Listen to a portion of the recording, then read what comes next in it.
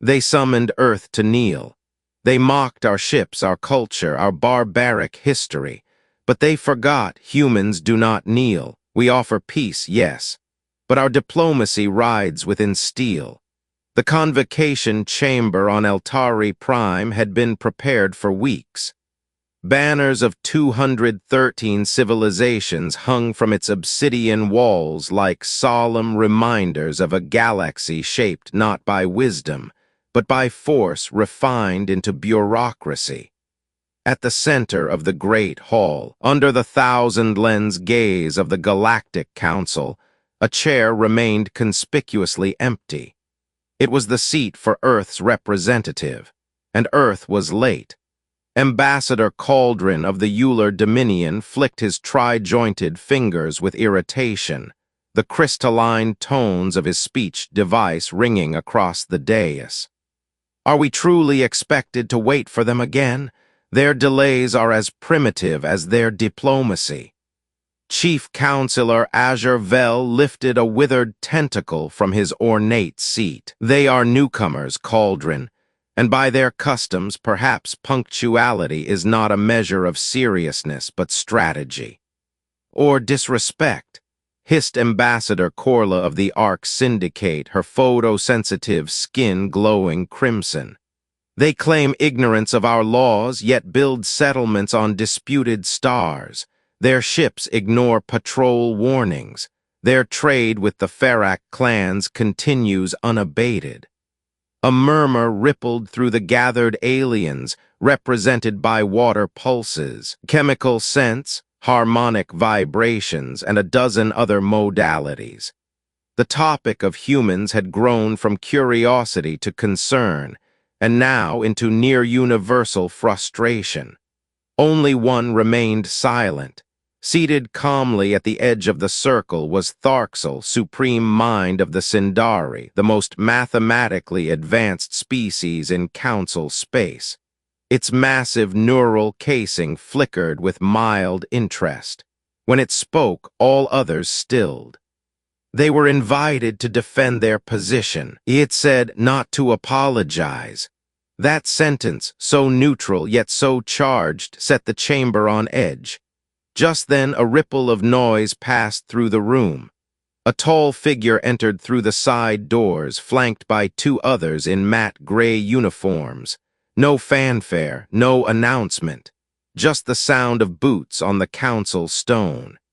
She was older than the usual representatives, gray-streaked hair tied back in a pragmatic knot, her uniform lacking a single medal or rank bar. Ambassador Ava Raleigh, she introduced herself plainly. Earth, apologies for our delay. Our arrival was unavoidably precise. There was an awkward pause. Corla's skin flared again. Unavoidably precise. We had to synchronize arrival through a drift corridor shared with a solar storm surge, Raleigh said with mild amusement. The safest window was 2 seconds ago. Tharxel pulsed faintly. Acceptable. Counselor Vel cleared his throat, an oratory formality in his species. Ambassador Raleigh, you understand the gravity of this hearing. Indeed, she replied, folding her hands. We're here to address the accusation that Earth is expanding unlawfully, trading recklessly, and behaving unacceptably within your definition of order. She smiled, a small, deliberate American smile, but I suspect that's not really what you're concerned about. Cauldron slammed his elongated hand on the desk. Your tone is inappropriate. No, Raleigh replied, it's honest. The room rippled again. 15 years earlier, Earth made its first contact, not with a beacon or diplomat, but by stumbling into a forbidden corridor during a deep space mining operation. The UEN Endeavour, a retrofitted freighter with barely functional FTL, came across a derelict station of the T-Sil Combine. By human law, it was unclaimed. By galactic law, it was sacred ground. The Council responded with warnings. Earth responded with apologies, then with trade offers, then silence, and then colonies. Onward they went, humans establishing outposts on marginal systems no one wanted, desolate rocks, asteroid belts, gas giants with toxic atmospheres. But what made the Council anxious wasn't that humanity expanded. It was how they expanded, efficiently, quietly, and most alarmingly, without permission. "We have not declared war," Raleigh continued, "nor have we sought to disrupt your harmony. But our existence, our nature, doesn't align neatly with your doctrines." "Your species is chaotic," hissed Corla. "You confuse unpredictability with independence," Raleigh countered, her voice still steady. "You've grown too comfortable expecting submission from new civilizations." "Your vessels are substandard," Cauldron interjected. "Your technology is decades behind. You have no formal fleet, no defensive grid. What possible leverage do you think you hold here?" Raleigh looked at him for a long second. Then she tapped her wrist communicator. "Captain Rayner, this is Ambassador Raleigh. Confirm Stage 1 deployment." A pause. A new voice came through the Council's systems, calm with the clipped diction of a veteran officer. "Stage 1 complete. They're watching now." Outside the Council chamber's domed ceiling, space shimmered. Dozens of points of light flickered, at first dismissed as stars, then shifted into movement. Triangular shadows grew into long, lean warships surrounding the station in a formation so disciplined it could only have been drilled 1,000 times. From the Council's perspective, there should have been nothing there. Their sensors had detected one civilian vessel, a diplomatic shuttle, nothing more. "You brought a fleet," Atharxel noted flatly. "We brought a message," Raleigh said. "You came here under the pretense of peace," Vel spat. "Peace is still our preference," she replied. "But history teaches us that diplomacy without leverage is just begging with better grammar." Within minutes, the Council's military advisors begin to panic. Sensor ghosts from 18 neighboring systems begin reporting similar false readings. Human tech is cloaked, but not through invisibility. It's done by not fitting the algorithmic signature of Council threat detection. Weapon signatures are absent. But deployments are perfect, indicating coordination beyond expected levels for young species. The realization dawns. Humanity has not been learning diplomacy. They've been studying warfare, and they've been planning for this day. "We have come not to conquer," Raleigh said, "but to be heard as equals, and when equals sit at a table, they do not come empty-handed." "You violated Council law," Corla spat. Raleigh nodded. "Because you never included us in its creation. We weren't even told it existed until after the fact. So tell me, why would we submit to laws we had no voice in crafting?" Vel grumbled, "Because civilization demands it." "No," she said, standing fully now. "Empires demand it. Civilizations negotiate." Outside, the human fleet begins constructing modular defenses, not attacking, not posturing, but preparing. A signal is sent. 17 systems respond. More fleets, more installations, each one built in secret, authorized by no one, but fully functional. The Council begins to understand. Humanity has built a shadow network of installations across strategic systems, not to attack, but to never again be left vulnerable. "We came late," Raleigh says, "because we were busy surviving, and we're very good at it." As murmurs of chaos spread through the Council chambers, and panic bleeds into every corner of the station's command systems, one question lingers above all others. If they built all this in silence, what else have they built? The silence in the chamber was no longer the strained formality of diplomacy. It was the silence that comes after a fire alarm, the moment when everyone realizes the smoke wasn't a drill. Outside the reinforced viewing panels of Concordia Prime, the formation of Earth's fleet remained eerily motionless. No weapons were primed, no shields flared, no flashy colors or intimidation displays. Just angular, matte gray ships, lean, cold, and patient, like wolves sitting quietly at the edge of the village firelight, waiting. Ambassador Ava Raleigh stood alone at the center of the chamber floor. She did not raise her voice. She didn't need to. "You saw us as latecomers," she said softly. "And in some ways we were, but late does not mean unprepared. You are surrounded by the most advanced civilizations in the galaxy." Corla spat, her voice sharp with disbelief and rising fear. "What gives you the arrogance to believe you could face even one of us, let alone all?" Raleigh turned slowly, scanning the faces, visages, forms of the delegates before her.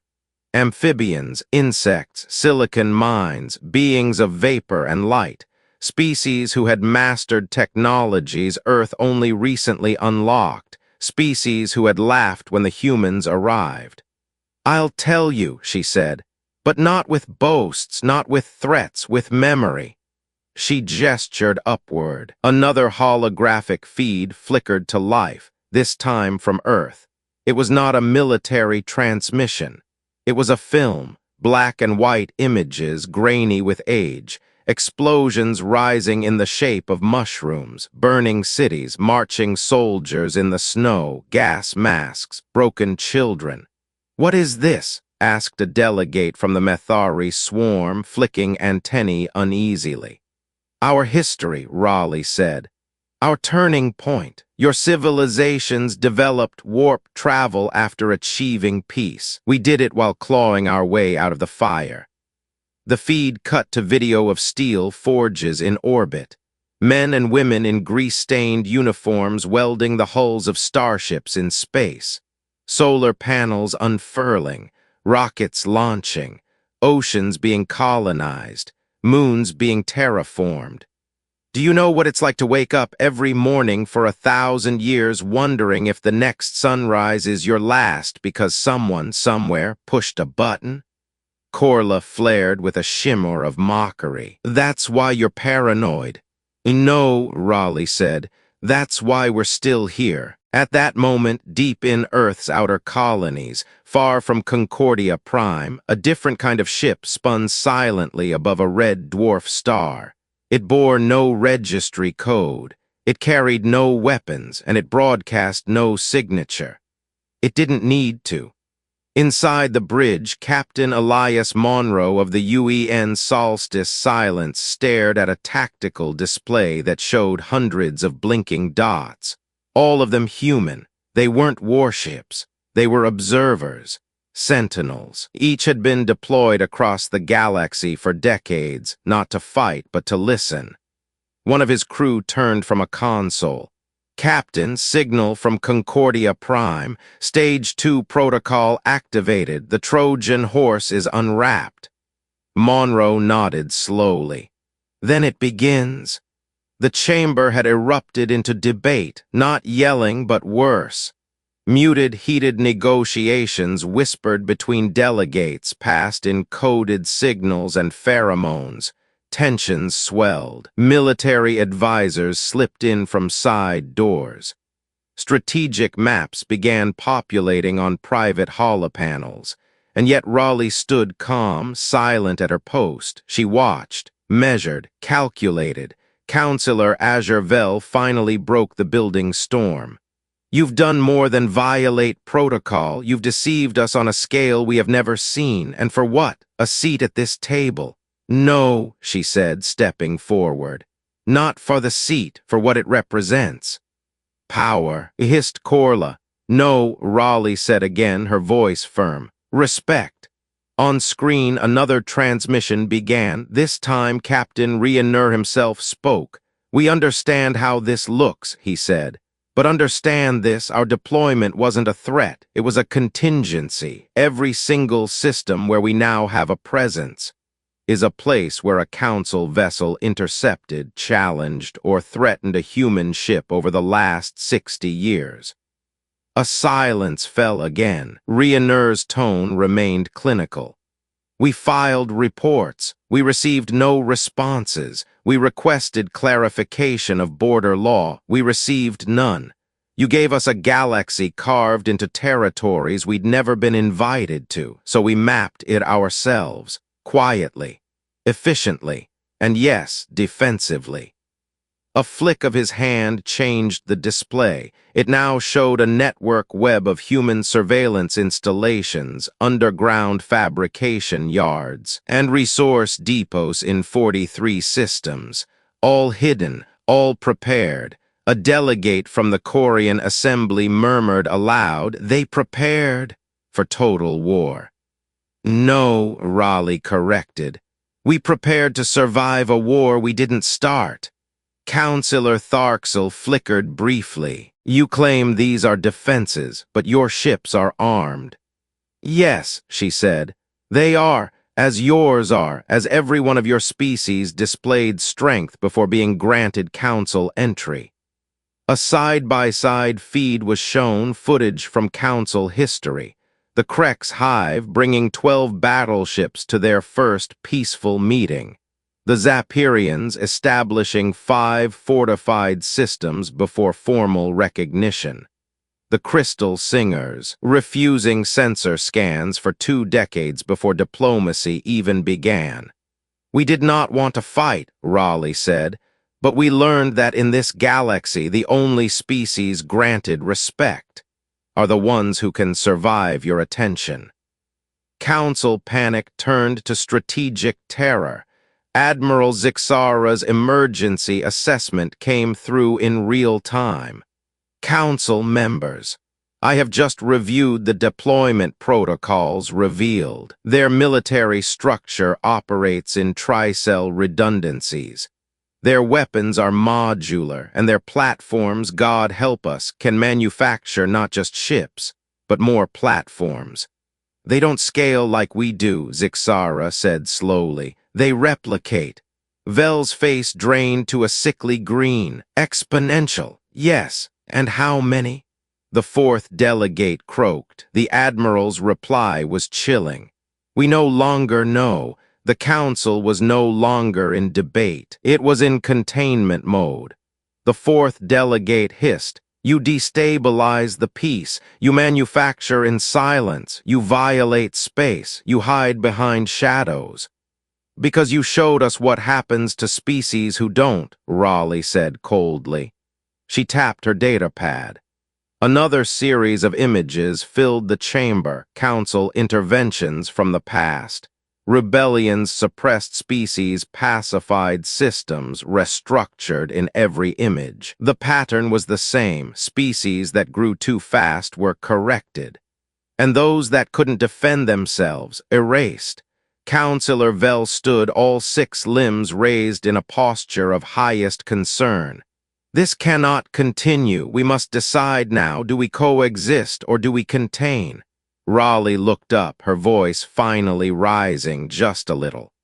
"Make no mistake," she said, each word like a drumbeat. "If containment is your choice, we will not win a conventional war. We will not preserve territory. We will not outgun you in every system." She paused. "But we will fight like a species that remembers what it's like to be hunted. And we will teach your galaxy a lesson it forgot. What happens when quiet ones finally speak?" Outside, human fleets remained still, but a new signal pulsed between them. Encrypted, instantaneous, coordinated. They weren't bracing for war, they were waiting for permission. Back inside the chamber, Captain Rhaenyra's final words sealed the moment. "We came here to offer peace, but we brought a sword just in case you didn't recognize our voice." As the Council begins to scramble its fleets in silent panic, and member worlds argue over the price of war vs. Submission, a single fact becomes clear. The laws they built were designed for obedience, but Earth wasn't built to obey. The order was whispered, never spoken aloud in the chamber. It traveled along a secure frequency, triple encrypted, disguised as an innocuous logistics update. It didn't need a fanfare. The Council's strike directive had only ever been activated twice in the last 1,000 years, both against collapsing rogue factions too unstable to reason with.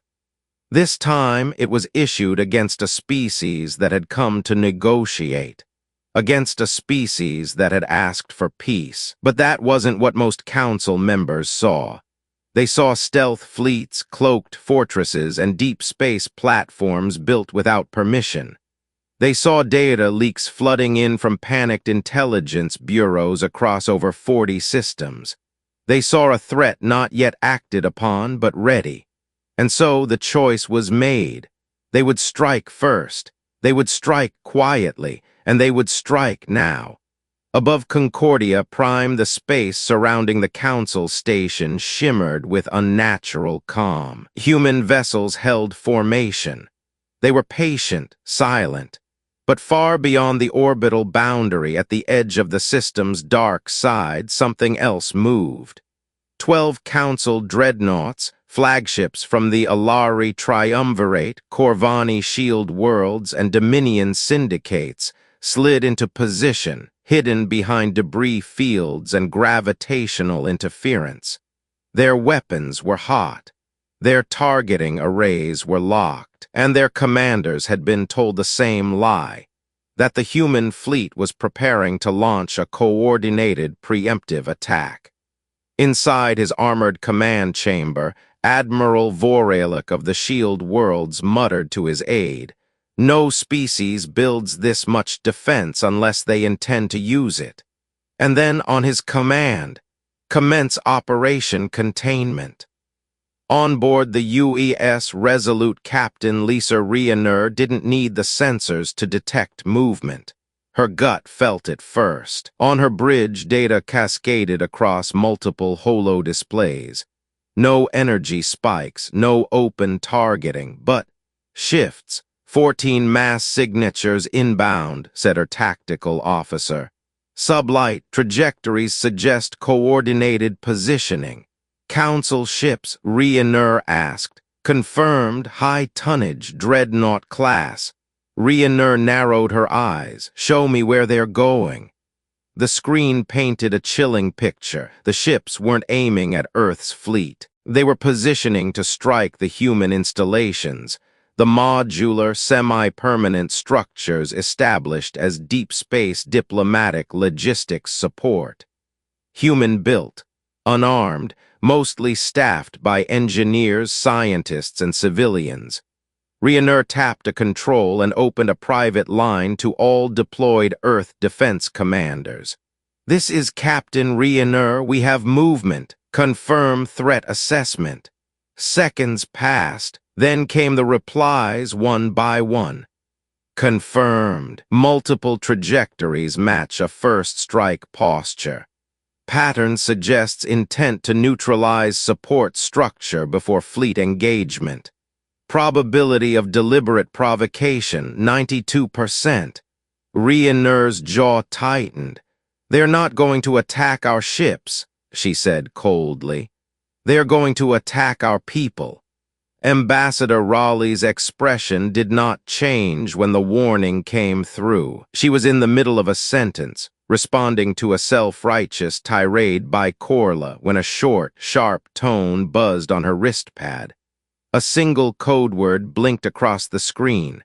Tannhäuser. She didn't speak. Instead, she turned to Councillor Vell. "I hope the last hour has been enough to explain our position," she said softly. Vell, momentarily taken aback, replied with forced politeness. "Your position has been stated.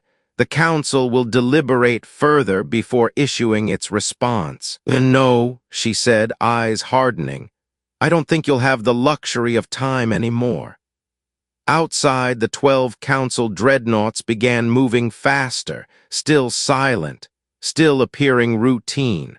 But Earth's stealth sensors had already triangulated energy spikes. 10 seconds later, before even the Council chamber could realize what was happening, a plasma lance fired from the CS Dominion's will, targeting an unmanned relay array at Lagrange Point 3. The human relay evaporated in a corona of artificial fire. The first shot had been fired, but it wasn't aimed at ships. It was aimed at deniability. The moment the lance connected, a pulse of commands surged from Riener's ship. Not a declaration of war, not retaliation, activation.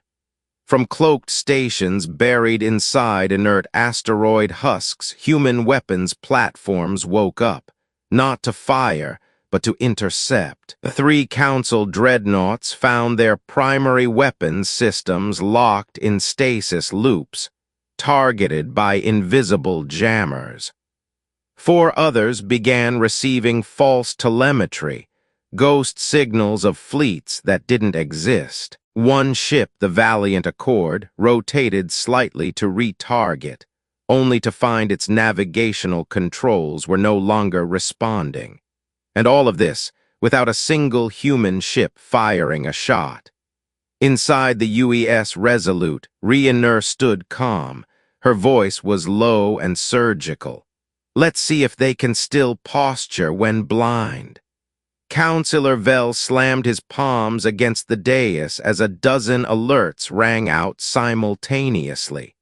Our vessels are reporting sensor disruption. Our targeting systems are compromised. They are jamming us. Raleigh stood quietly. They haven't fired, Vell barked. They are paralyzing our ships instead. What is the meaning of this? Raleigh replied with steel behind her words. We offered peace, you offered deceit. You struck first, we countered. Inside the chamber, a new feed lit the central holodisplay. It was a transmission from one of the human civilian logistics stations, the one closest to the relay that had been destroyed. The footage showed unarmed workers being evacuated in real time, shielded by automated drones that had emerged from hidden compartments. They carried no weapons, only armor, medical kits, emergency pods. From the Council side, alarms of targeting loss, navigational anomalies, and power rerouting flooded into the tactical command systems. Admiral Zixara appeared via emergency hololink. This is not warfare, she said with something dangerously close to awe. This is checkmate in silence. Back aboard the UES Resolute, Riener opened the secure line to the entire Council fleet. Her words were crystal clear. You have struck once, you will not strike twice. We have disabled your assault force without firing a single kinetic round. Do not mistake that for weakness. It is restraint. Your targeting arrays will remain offline until your vessels retreat to non-combat positions. You have 10 minutes. Back in the chamber, Raleigh faced every being in the room and finished the message. Understand this clearly. Earth's silence is not fear. It is calculation. And our steel speaks only when absolutely necessary. The Council chambers were in freefall. Diplomats argued. Security systems scrambled to recalibrate. World leaders back home flooded the communication bands, demanding to know whether war had begun. But it hadn't, because Earth refused to play by their rules. They didn't react emotionally. They didn't retaliate. They demonstrated, and the demonstration was devastating. Councillor Vell, elder of 1,000 negotiations, looked across the table at Raleigh, really looked for the first time. Not as a rogue state, not as a child species, but as a civilization that had prepared so carefully for peace it had mastered the art of deterrence. You had this planned, he said. For decades, she replied. And we never saw it. You weren't looking. As the Council's strike collapses without a single shot exchanged, and Earth holds its line without crossing it, the galaxy is forced to ask a terrifying question. What kind of power holds back even when provoked? The great chamber of Concordia Prime was no longer a place of confidence. It echoed now with something older, more human. Doubt. Not fear, not yet. That would come later. But doubt, like the first hairline fracture in a dam, had spread through every representative seated beneath the banners of 1,000 worlds. For the first time in millennia, they were looking not outward toward expansion, but inward to the fault lines of their own assumptions. And all of it, this quiet unraveling, had begun because humanity chose silence. Not weakness, not bluster, just silence, followed by preparation, followed by restraint, and now by a question that every civilization in that hall was finally beginning to ask. What else have we gotten wrong? Ambassador Ava Raleigh stood again, but this time she did not address the chamber with protocol or political polish. She looked exhausted.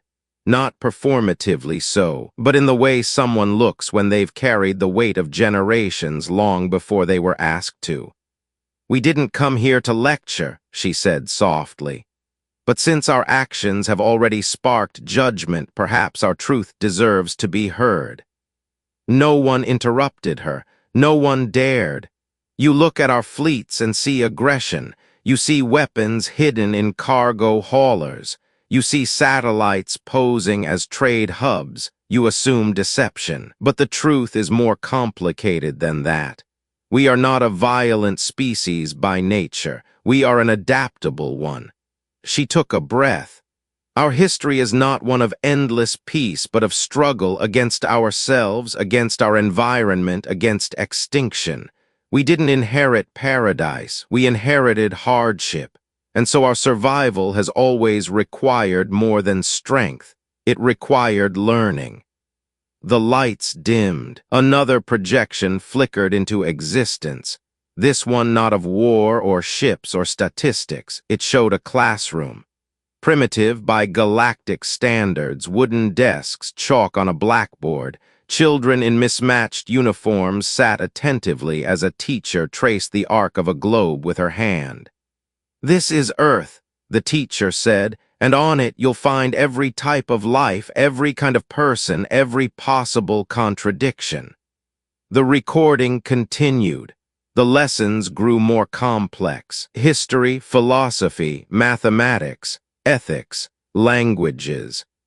"From the time our children can speak," Raleigh said quietly, "we teach them not only how to survive, but why survival matters." She looked at the delegates now, each one shaped by species that had never known global wars, never felt hunger that killed billions, never faced a night sky empty of any help.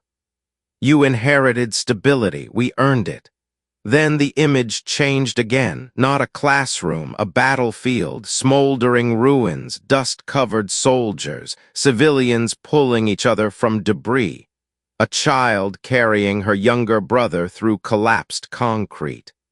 "This is the other half of our history," Raleigh said, voice harder now. "The half we cannot forget.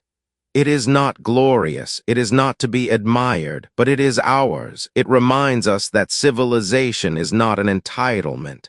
It is a fragile agreement we must protect, not with fear, not with submission, but with understanding and preparedness."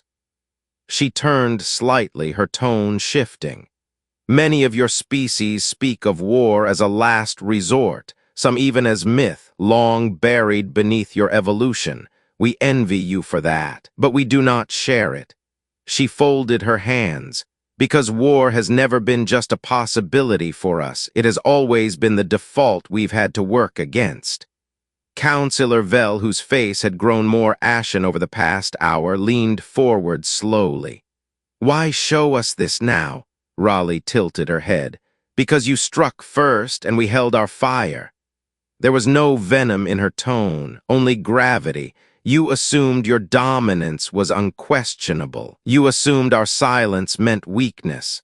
And when we arrived at your table, bearing open hands, you saw opportunity, not for friendship, but for control. And yet, she gestured again to the projection, now showing Earth cities in peacetime. New Chicago rebuilt in glass and solar arrays, the underwater district of Dakar gleaming with coral infrastructure, the orbital gardens of Kyoto growing food in harmony with machines. We kept building. We kept teaching. We kept planting crops in dead soil and finding meaning in things that didn't promise profit. She paused, letting the words settle. That's what your spies never understood. The crystalline delegate from Vorth finally spoke. Her voice was melodic, her body flickering blue and silver. Then why arm yourselves in secret? Why not show strength openly if it's so moral? A silence fell again, one that Raleigh did not rush to fill. Instead, she reached into her pocket and withdrew a small, scorched coin. She held it up.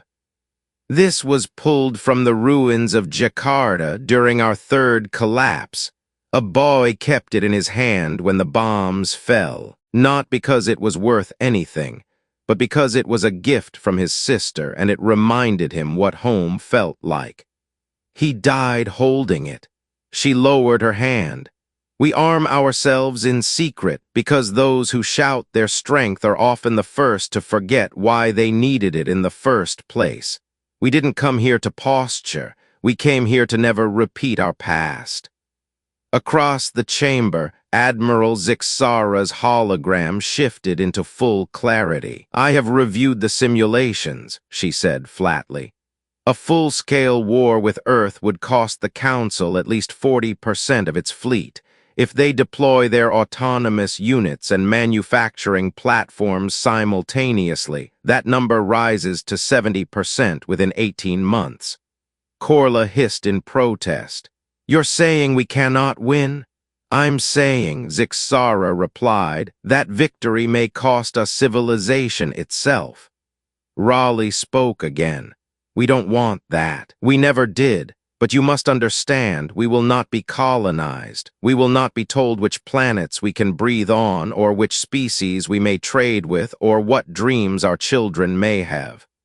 We are not your clients. We are your equals. And we will either build this galaxy with you or survive it without you. There was something profound in that final sentence, not anger, not superiority, just inevitability. And with that, she stepped back. No dramatic flourish, no further proof, just a truth offered plainly. Like a hand extended, not in surrender but in partnership, the chamber was still. Even the life support systems seemed quieter now. And for the first time in generations, the Council, whose authority had shaped entire sectors, faced a simple truth they had spent lifetimes avoiding. Peace is not the absence of war. It is the presence of dignity. They had been warned, not once, not through veiled threats or cryptic metaphors, but directly on record in the presence of every galactic representative with clarity so cold and clinical it bordered on mercy. And still, some had refused to believe. They thought the humans were bluffing. They believed Earth's show of restraint was the limit of its reach, not the depth of its discipline. That the soft-spoken diplomat was a mask, not a choice. That the silence behind their steel was the hush of uncertainty, not patience. And so, in the shadow of council deliberations, someone tried to strike again. But this time, not from above. The incident at Delmer Station was a relay hub, small, insignificant, and old by most standards. It had neither strategic value nor political relevance, and yet it held something precious, one of Earth's early colonial archives, not a military outpost, not a weapons depot. just a databank of Earth's early off-world history, stored beneath the surface of an icy moon, maintained by a skeleton crew of 6 historians, 1 AI, and an old security drone that predated interstellar flight. And that's where the sabotage began. 3 cloaked shuttles landed at different poles. No insignias, no beacons. They breached the outer perimeter without detection. By design, not by accident. They weren't trying to invade. They wanted to erase. Inside the data vault, the historian on shift, Dr. Adrian Salas, noticed the breach too late. The lights flickered. Static buzzed across the console. Then the AI's voice, calm but mechanical, warning, unauthorized intrusion. Attempted detonation of core databanks, initiating fail-safe protocol. Adrian barely had time to react before a wall split open, revealing something he didn't even know existed beneath the archive. A defense module. Not a weapon, not a bomb, but something older. A sealed capsule encoded with the words, Burned Sky Contingency Authorization, Earth Hesperus Protocol. Back in the Concordia chamber, while peace talks continued, a single line of code pinged quietly on a data slate beneath Ambassador Raleigh's palm. She didn't flinch, didn't interrupt, just glanced at it. Burned Sky Protocol activated, and for the first time in public view, Earth invoked what most had assumed was only myth, a doctrine born not in conquest, but in remembrance. Doctrine of the burned sky was humanity's final line, a living philosophy shaped during Earth's second collapse, when orbital fires turned night into day, and cities burned not from war, but from oversight. Not an offensive strategy, but a promise that if ever again someone tried to erase their culture, their memory, their people, not in battle, but in silence and sabotage, the sky would burn in return, not to punish, but to remind the stars that some things are not negotiable. 12 hours after the Delmar archive was attacked, the source of the sabotage was traced. The signals, masked with high-level cloaking, were embedded within Council courier traffic. Not military, not state-sanctioned, but permitted. Someone had given them clearance. That was all humanity needed. Captain Riener's voice came across every channel with icy precision. Delmar Station has been violated. The attack was indirect, cowardly, and intended to erase, not kill, but silence. We will not respond with conquest. We will respond with clarity. Earth didn't launch missiles. They launched memory. Across 17 major council systems, every public broadcast terminal, every traffic grid, every civilian data feed flickered to black. Then, without warning, they played footage. Unfiltered, unedited, undeniable. They showed the bombing of Kyoto in the second collapse. The famine riots of Europa Station, the Martian dust storm that claimed 12,000 lives because a defense contract had failed to deliver filters.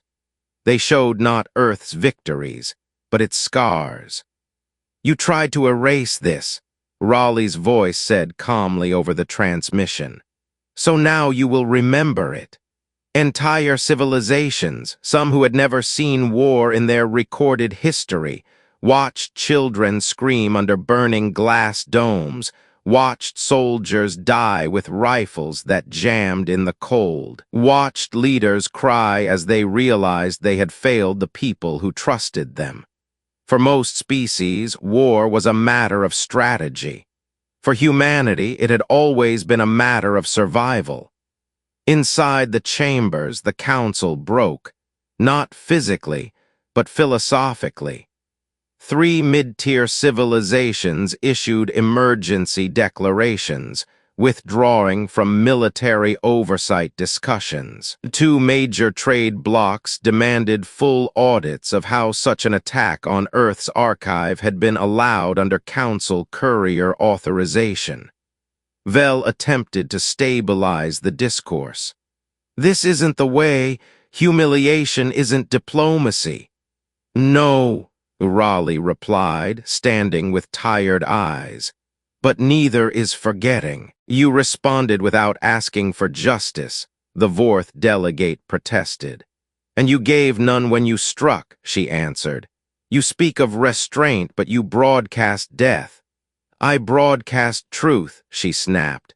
"Because for too long you've mistaken peace as the absence of noise, but sometimes silence is what grows in the shadow of complicity." And then she told them something no intelligence report had ever uncovered, something no admiral could model, something no algorithm could predict. "The doctrine of the burned sky," she said, "was never meant to frighten our enemies. It was written for us." She turned to face the full chamber now. "It reminds us that if we ever become the monsters we once ran from, if we ever forget the cost of survival, then we must burn the sky again, not as punishment, but as penance." And for a long, long moment, none could answer her. That night, Raleigh met privately with the Vorth delegate. They sat beneath a starlit dome, sharing silence over 2 cups of thermogenic nectar. "I don't understand your people," the delegate said quietly. "You're not alone," Raleigh replied. "You've built weapons that can reshape galaxies, yet you speak of soil, art, and songs. You carry war in your ships and poetry in your breath. Why?" Raleigh smiled faintly. "Because we're trying to be better, not better than you, better than ourselves." The Vorth delegate watched her closely. "And will you succeed?" She shrugged. "Ask me again in 100 years.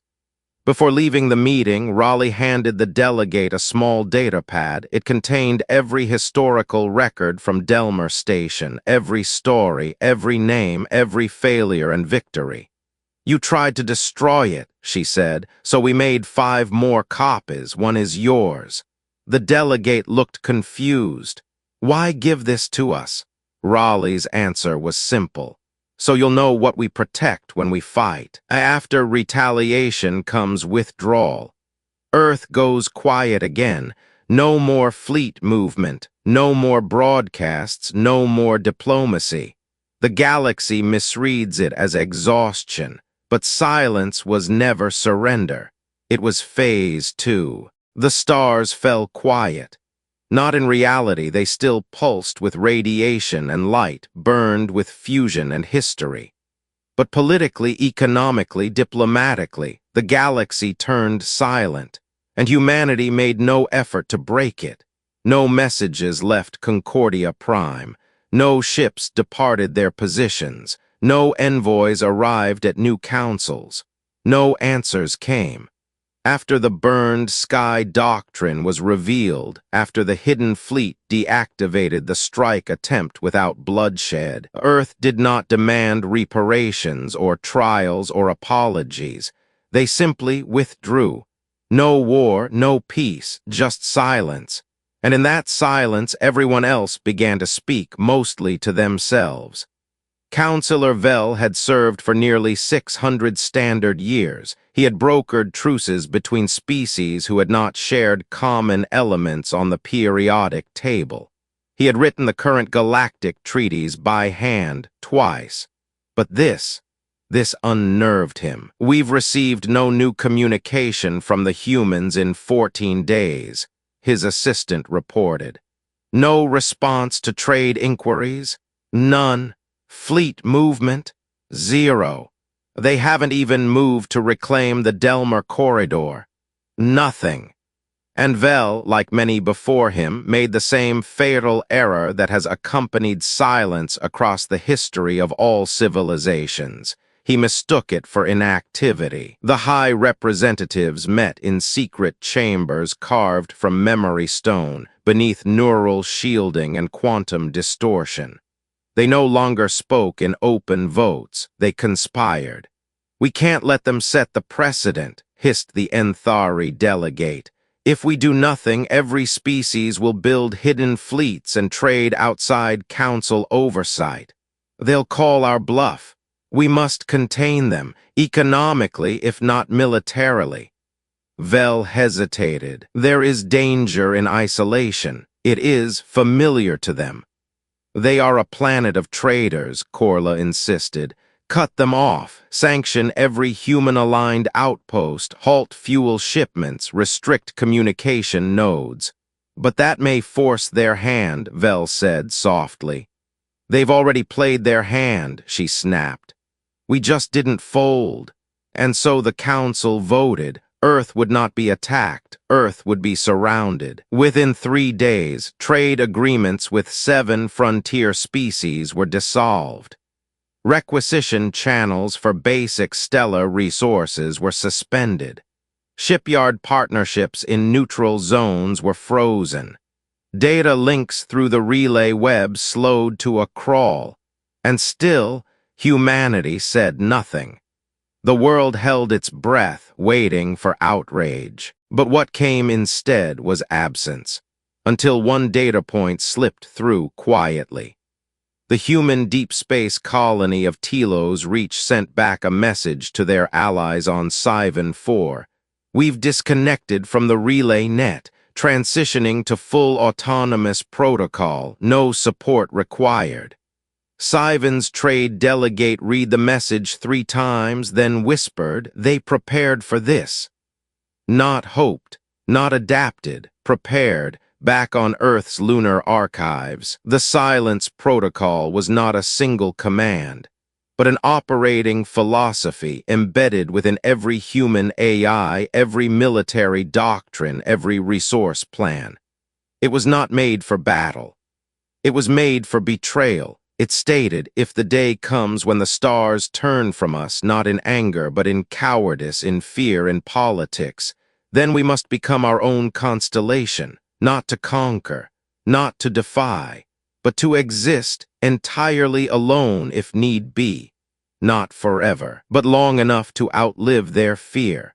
Council member worlds began noticing strange disruptions.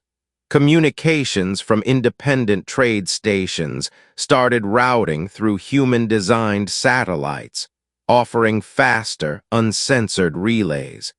Frontier mining colonies that depended on council or shipments suddenly began receiving anonymous deliveries of superior alloy on silent ships.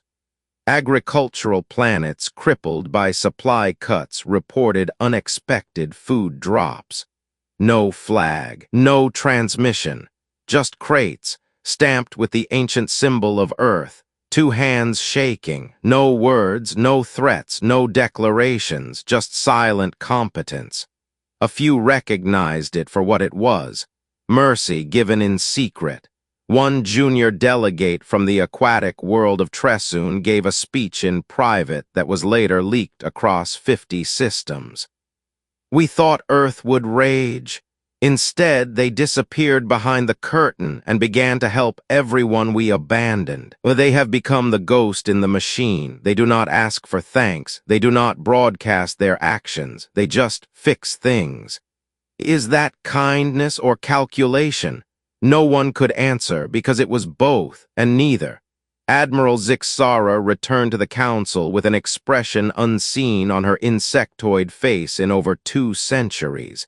It was respect bordering on dread. I have just concluded a strategic assessment of the silence protocol.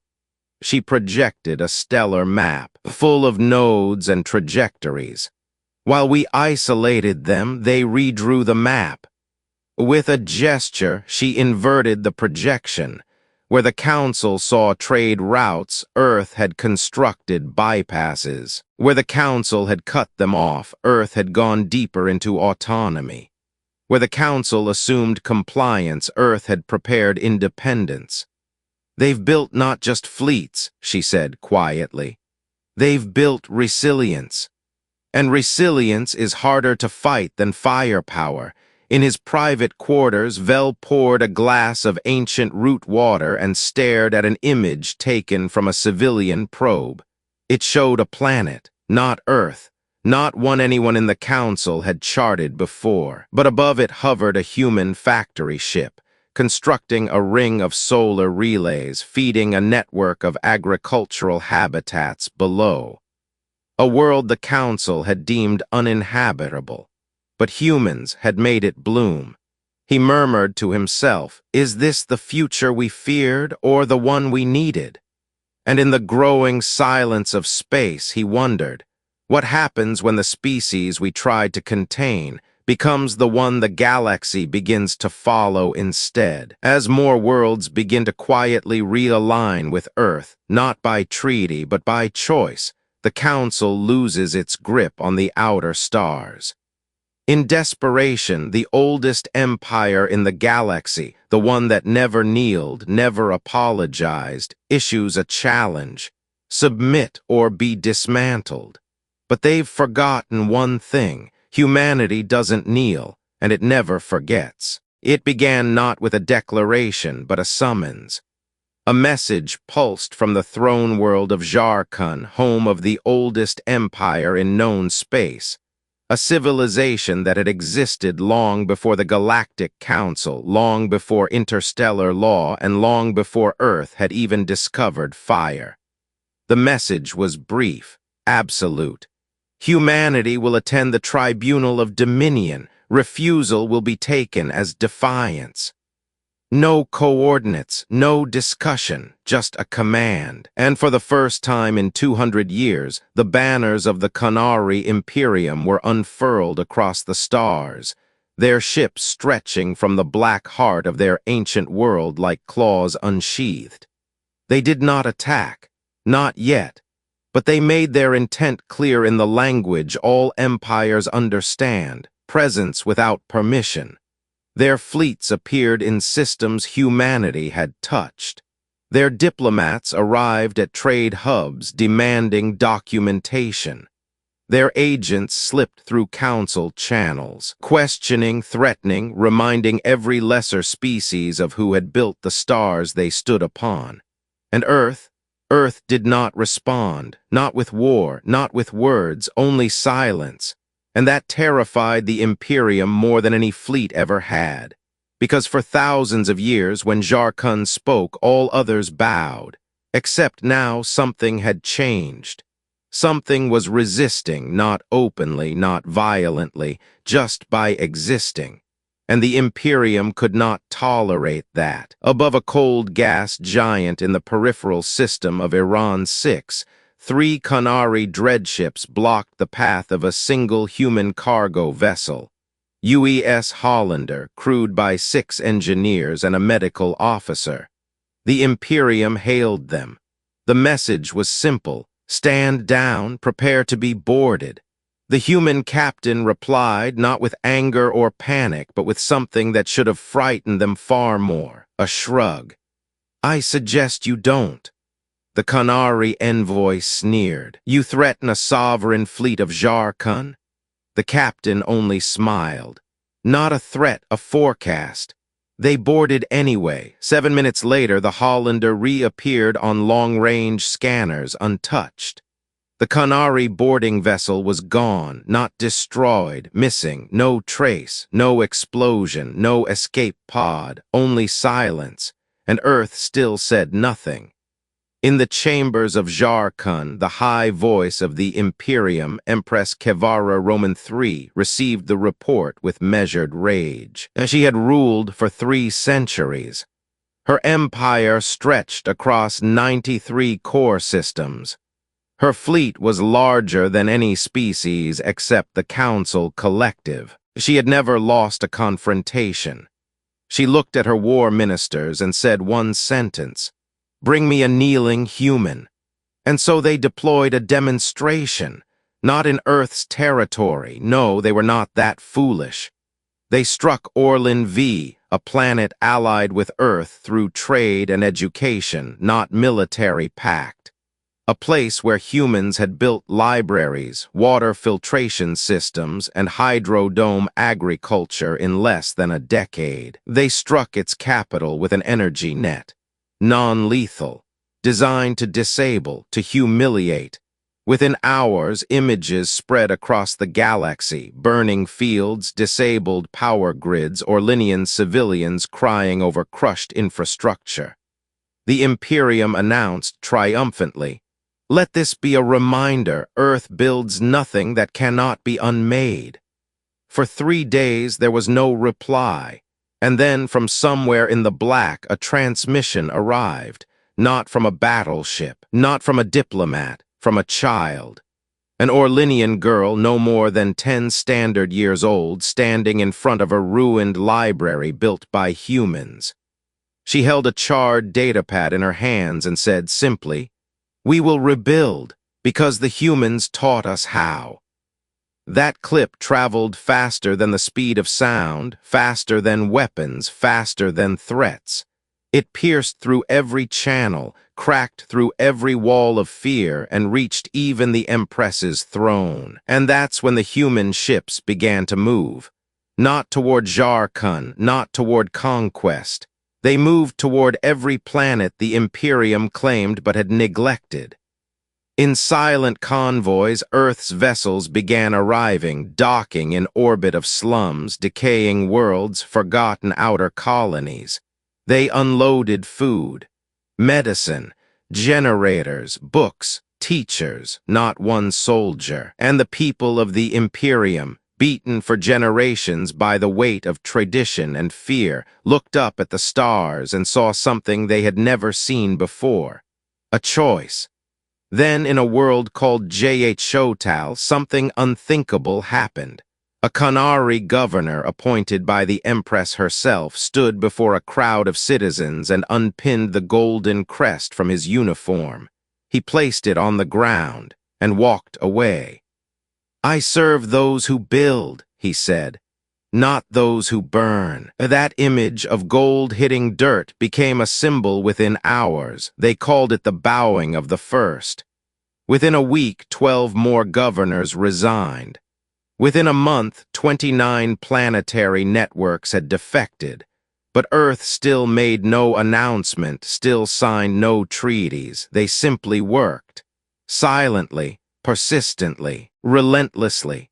Inside the halls of Jarkun, the Empress summoned her entire High Council. She showed them the numbers. Trade revenue had dropped 42% in 3 weeks. Outer colonies had stopped responding to imperial signals. Council allies refused to intervene. And worst of all, her own people were beginning to speak Earth's name with reverence, not because they feared it, because they trusted it. And in empires built on obedience, trust is more dangerous than rebellion. It cannot be executed, it cannot be silenced, it must be earned, and Earth had earned it. So the Empress did the only thing left. She summoned a diplomatic envoy, a human one, no demands, no threats, just a message. "We request your presence."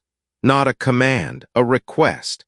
Ambassador Raleigh arrived alone, no fleet, no escort, no weapon. She stepped into the heart of the Imperium and was led to the throne. She did not kneel. She bowed once respectfully. The Empress, seated in robes woven with stars, regarded her carefully.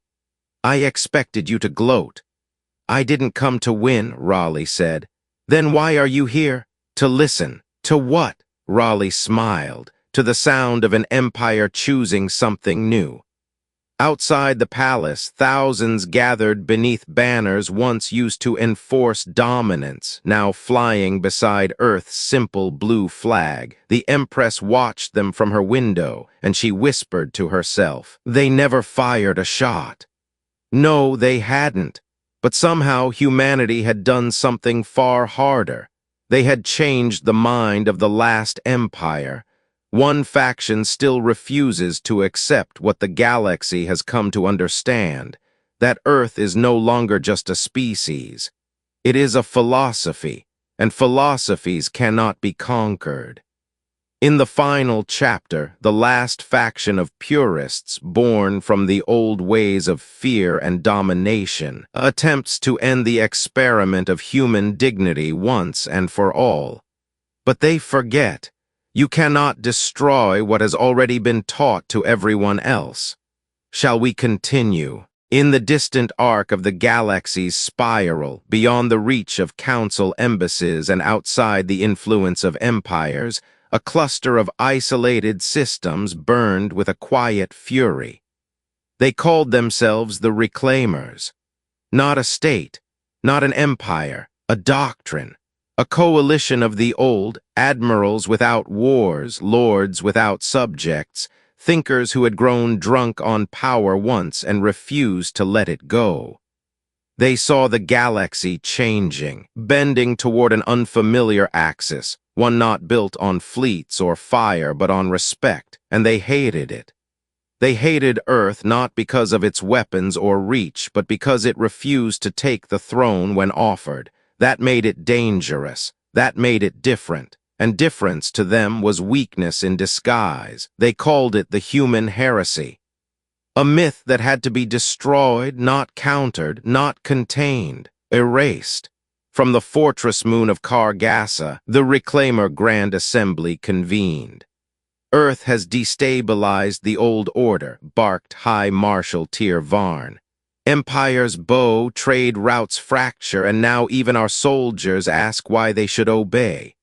A murmur of bitter agreement circled the chamber. They didn't even conquer us, snarled another. They simply existed, louder than our silence. Then we must teach them the final lesson, Varn growled. No mercy, no warning. The plan was simple, total erasure, not of Earth's fleets, but of its idea. Within weeks, coordinated cyber attacks struck across neutral data networks. Historical records of Earth's contributions were deleted from shared archives. Trade networks were flooded with propaganda. Earth is manipulating you. Earth seeds dependence. Cultural records were falsified, turning images of Earth's aid into staged scenes, their warnings into threats. In dozens of systems, it worked for a moment. New species, unaligned and uncertain, began questioning. Who were these humans, really? Was peace a mask for control? Was kindness a leash? But then something unexpected happened. They asked the wrong questions in the right places, and those who had met the humans answered, not with data, with stories. A farmer on Orlin V posted a recording of his rebuilt greenhouse, one designed by a human botanist who died delivering it. A miner from Tressun broadcast footage of her daughter learning math on a human tablet, sent when her school lost funding. A captain from the Winthari belt uploaded logs of a near-fatal hull breach, where a primitive human scout ship towed them to safety without a word. The Reclaimers had forgotten a simple truth. You can delete facts, but you cannot erase memory once it's been shared from one living being to another. Failing with propaganda, they turned to something simpler: violence. A squad of augmented assassins was dispatched to Concordia Prime targets: Ambassador Aver Raleigh, Captain Lisa Reinur, and Admiral Torres. The message was clear: strike the voices, cut off the heads, let fear do what logic could not. But Earth had prepared for this too, not with bodyguards, but with a network of alliances woven not in treaties, but in trust. The assassins were stopped not by human security, but by alien civilians. A Winthari comms officer noticed the pattern of disruption and locked down the council floor. A Vorth diplomat, a crystal-bodied historian, intercepted a hidden blade midair and lost 3 limbs to save Raleigh's life. A Krex engineer overrode the assassin drone's internal logic using protocols taught by human researchers. And when the last assassin was cornered, bleeding and trapped in a diplomatic maintenance corridor, he asked a simple question: Why would you risk your lives for them? The Vorth replied, not in song, but in pain, because they risked theirs for us and asked nothing in return. The Reclaimers had one plan left, a false flag operation. They would simulate a human attack on a neutral colony, use cloned signals, fabricate footage, then rally the frightened fringe species into one final coalition of fear. A united armada, one glorious final war. It was the last tool of the old world, and it failed before it even began. Because before the first fake footage was even uploaded, every major species already had Earth-built signal tracers. Every major relay now used human-encrypted data validation. The technology Earth had given freely to protect others from themselves had made it impossible to lie about Earth. And so, when the Reclaimer signal hit the networks, it was instantly flagged, debunked, and mocked. The galaxy didn't even panic. They laughed, not because it wasn't dangerous, but because the Reclaimers had made one fatal error. They thought Earth's strength was in its ships. But it had always been in its relationships, in its reputation. And that cannot be faked or destroyed. From a bunker beneath Kargas's black glass towers, Tyr Varn recorded one final message. It was supposed to end in fire, he whispered. In thunder, in the old ways. We weren't supposed to be forgotten. And as the recording transmitted into dead space, his empire collapsed, not in war, but in irrelevance. No one came to their defense. No one remembered their cause. The galaxy had moved on towards something else, towards something human. At the final session of the Galactic Council's Reformation Summit, Ambassador Ava Raleigh stood before representatives from over 300 species. She wore no medals, no uniform, just a simple gray suit and quiet eyes. We didn't come here to lead, she said. We came here to build. She looked around at a chamber that once mocked Earth's existence, now filled with delegates who had learned not through force but through time. You all had to choose, and we couldn't make that choice for you. She smiled. But we're glad you chose with us, not for us.